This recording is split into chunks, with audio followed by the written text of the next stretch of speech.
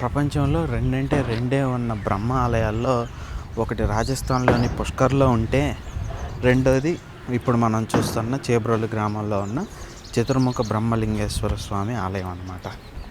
ఈరోజు నేను ఎంత అదృష్టవంతునంటే, వచ్చే దారిలో నాకు బ్రహ్మగారి కోసం అర్పించడానికి మంచి తామర పువ్వు ఒకటి కనిపించింది. అలానే గుడిలోకి వచ్చాక కోనేరులో నాగేంద్ర స్వామి దర్శనం కూడా జరిగింది. ఈ ఆలయం గురించి పూర్తి వివరాలతో నేను ఒక వీడియో చేశాను. దాన్ని మన ఛానల్లో అప్లోడ్ చేస్తాను, తప్పకుండా చూడండి. అలానే ఈ పేజీకి లైక్ చేయండి, మన ఛానల్ని సబ్స్క్రైబ్ చేసుకోండి. ఇట్లాంటి దాన్ని నేను చూస్తానని అనుకోవాలా. పాము ఉందో చూడండి, కనిపిస్తుందా? పాము, పాము, తాబేలు, చేపలు.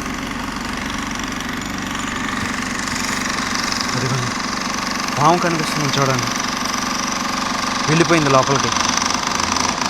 బాపురే.